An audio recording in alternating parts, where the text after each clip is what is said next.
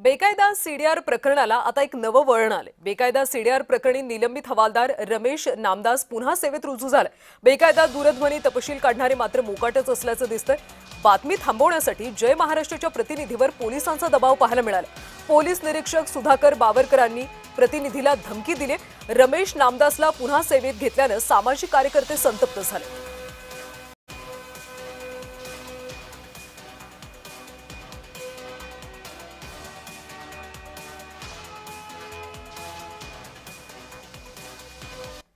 अतिरिक्त पोलीस अधीक्षक मंगेश चव्हाण असतील यांनी त्याच्यावर एंडोर्समेंट करून ते सायबर सेलकडे पाठवलेलं आहे।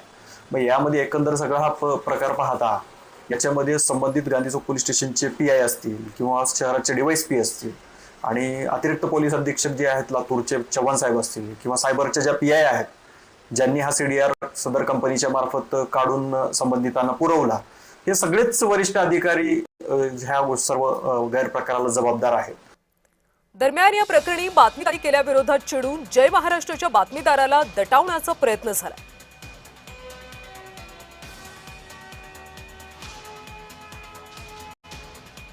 आवाज लय मोठा होतोय आमचा बी, पण आम्ही आवाज मोठा करत नाही। आम्ही सगळे जवळचे लोक जवळ जातो। बर भेट कधी होईल आणि त्या पद्धतीने चर्चा कधी करता येईल किंवा आमचा कुठं रोल नाही।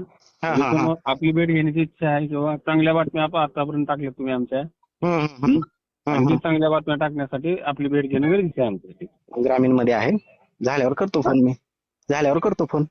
ऐका ना, हा भेट घ्या, हा लक्षात ठेवा। बर। दरम्यान याबाबत जय महाराष्ट्रानं काही सवाल उपस्थित करत पाहूयात।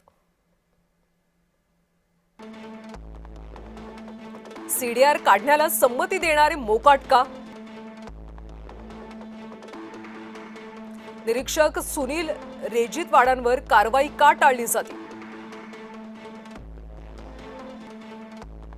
शहर उपअधीक्षक समीर सिंग साळवेंची भूमिका का तपासली जात नाही? असे एक महत्त्वाचे प्रश्न या निमित्तानं समोर येतात। अतिरिक्त अधीक्षक मंगेश चव्हाणांची भूमिका तपासात का घेतली जात नाही? हवालदाराला पुन्हा सेवेत घेऊन पोलीस अधीक्षक अमोल तांबे काय साध्य करू पाहतात? जय महाराष्ट्रानं असे काही सवाल उपस्थित केले, त्यामुळे याची आता उत्तर मिळतात का हे पाहावं लागेल।